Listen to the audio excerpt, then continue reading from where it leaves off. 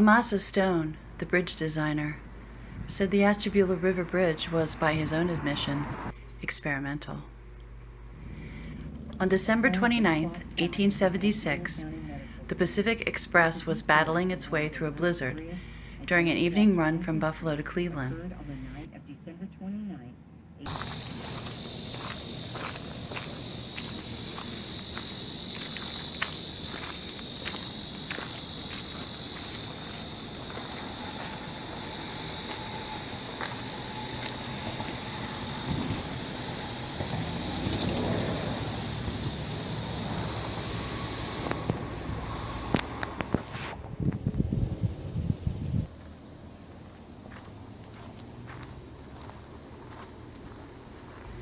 The train consisted of two engines, named Socrates and Columbia, hauling 11 rail cars and approximately 159 passengers and crew.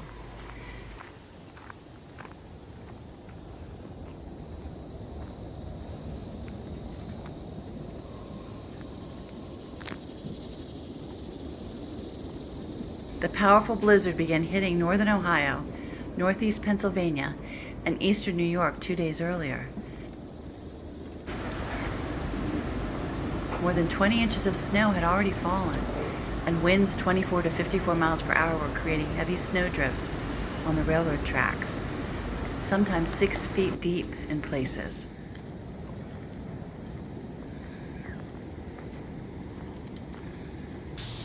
The second engine, Columbia, had been added to help pull the train because of the heavy snow.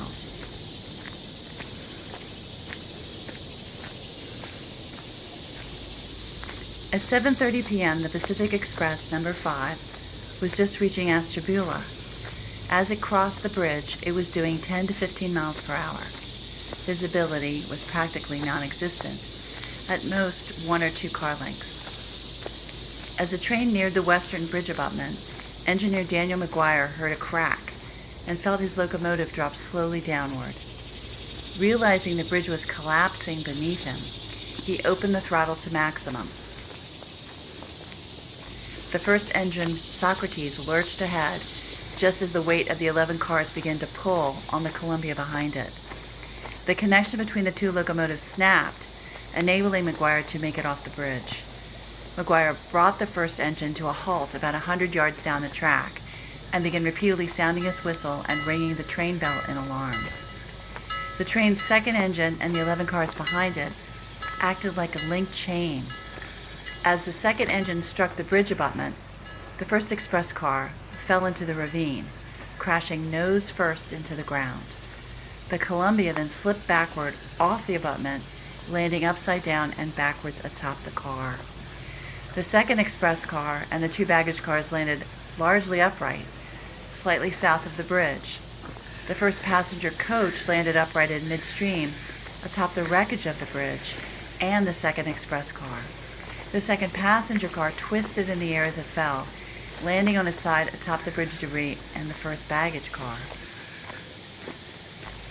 Each time a car fell, it was as if another one fell on top of it. Ultimately, the second engine and all 11 rail cars tumbled 76 feet into the water, ice, and snow below the bridge. The winds were 24 to 54 miles per hour in the blizzard, and the wind chill was around negative 36 degrees.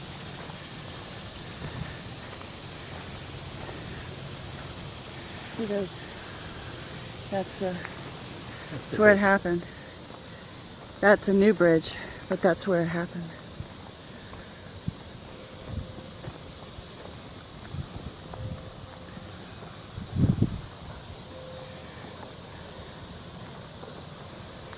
You hear a church bell? Yeah. That's it. 12 o'clock.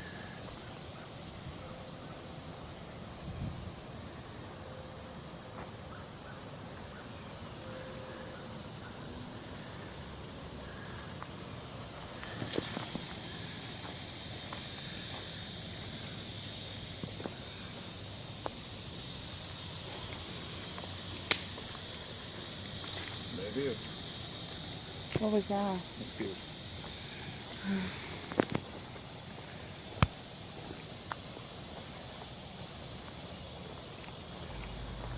Those who weren't killed in the crash soon found themselves engulfed in flames as their coal and kerosene heating stoves and oil lamps overturned. According to most, those still left alive in the wreckage were dead within 20 minutes.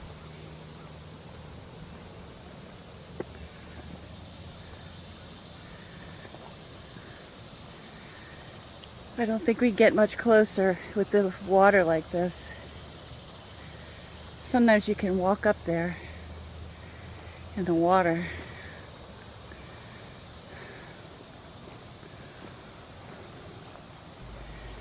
The response by the Ashtabula Fire Brigade was minimal. G.W. Knapp, the city's fire chief, was an alcoholic who, even when sober, was slow to make decisions and easily confused.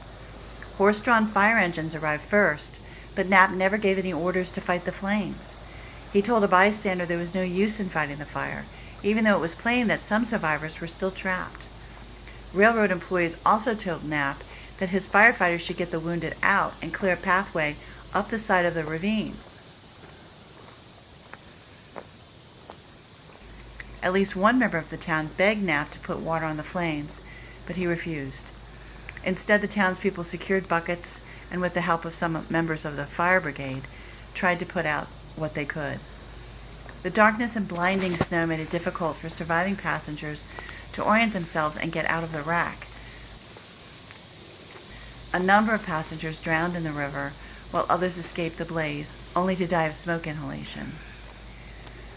The injured and dying were either carried up the steep steps or hauled up the incline on sleds or sleighs pulled up by rope. You can see why it was so hard to get to them.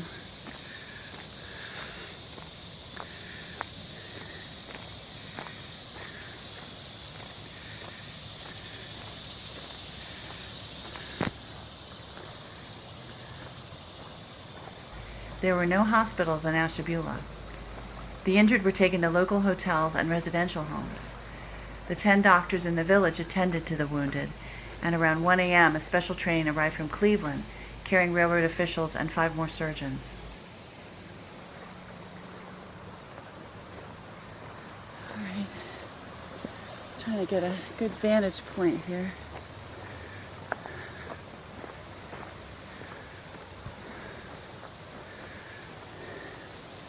I have to run down this one.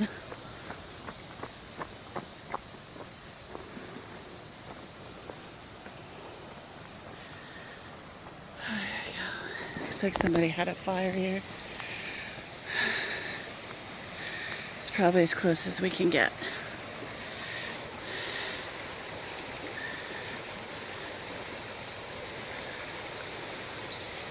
Thieves moved among the dead and wounded, stealing money and valuables.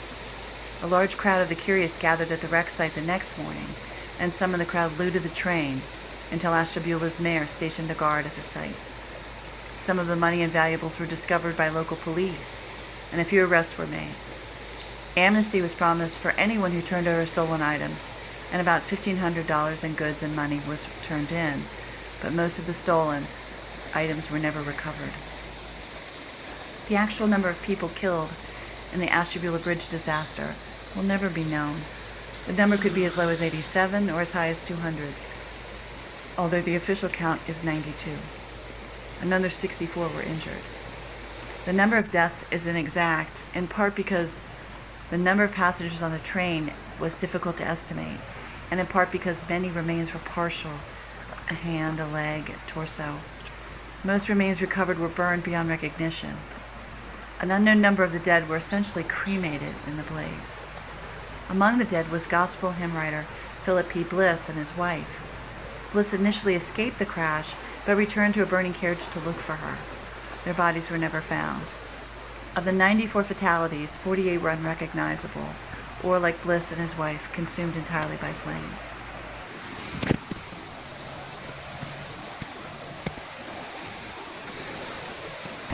A burial service for the unidentified dead was held at Ashtabula's Chestnut Grove Cemetery on January 19, 1877.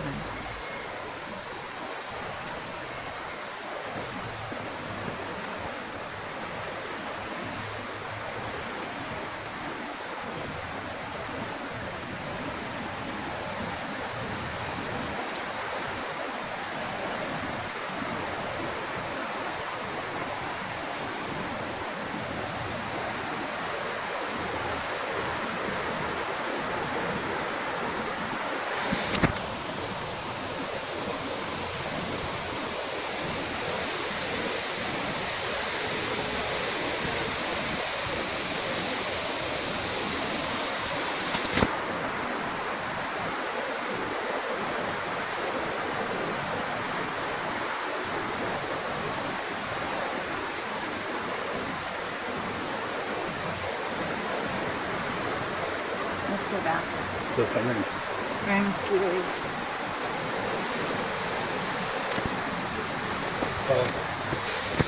Point of interest. You see the metal rod sticking out there?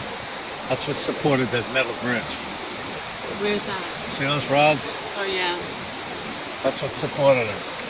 So way up high, when it fell from the weight, the train came through and went right down.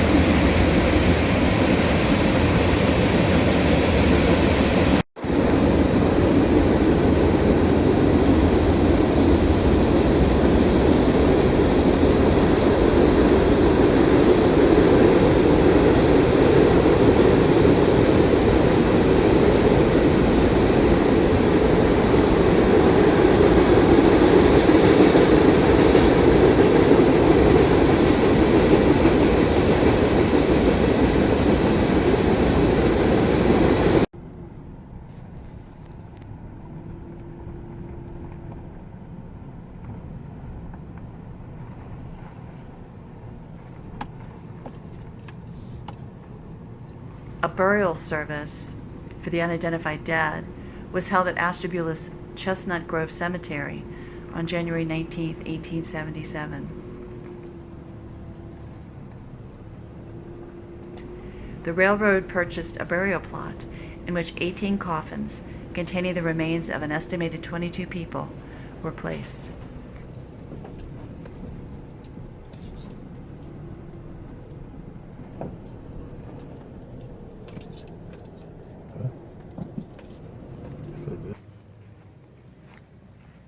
Concerned that the city lacked local medical care after what had happened, the citizens of Ashtabula began raising money to build a hospital. An emergency care clinic opened in 1882, followed by a general hospital on July 1st, 1904. Several other changes were also made in the wake of the accident. Cast iron was banned by civil engineers for use in load-carrying structures, and steam heat replaced wood and coal stoves in passenger cars. Also, a federal system was set up to formally investigate fatal railroad accidents.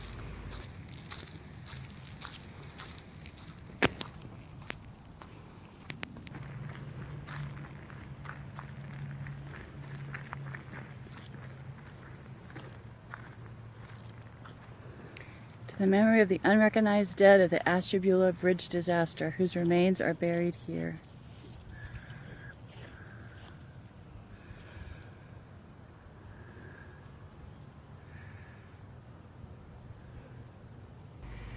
Initially, the mass graves of unidentified remains in Chestnut Grove Cemetery was unmarked. Local citizens began an effort to erect a monument on the site in 1892, and the Ashtabula Bridge Disaster Monument was dedicated on May 30th, 1895, before a crowd of 5,000 people. Names of those known to have been among the unrecognized. Names of others could not be obtained. Amasa Stone was held personally responsible for the bridge's poor design, and the railroad company for the lax inspection of the bridge and the failure to use self-extinguishing heating apparatus. G.W. Knapp was held personally responsible for failing to fight the fire in a timely fashion. Days after testifying, Chief Engineer Charles Collins was found dead in his bedroom of a gunshot wound to the head. Having given his resignation to the railroad's board of directors the previous Monday, and been refused. It was believed that Collins committed suicide out of grief and feeling partially responsible for the tragic accident. But 2 official autopsies, both conducted in 1878, concluded that Collins had been murdered. For unknown reasons, law enforcement officials did not release these reports at the time. They were rediscovered in 2001. Collins was buried in an elaborate mausoleum at Chestnut Grove Cemetery. Local legend says that his ghost still wanders the cemetery, and that Collins has been seen weeping near the monument to those who died that night on the Ashtabula Bridge. Amasa Stone, the bridge designer, committed suicide by shooting himself in the bath on May 11, 1883.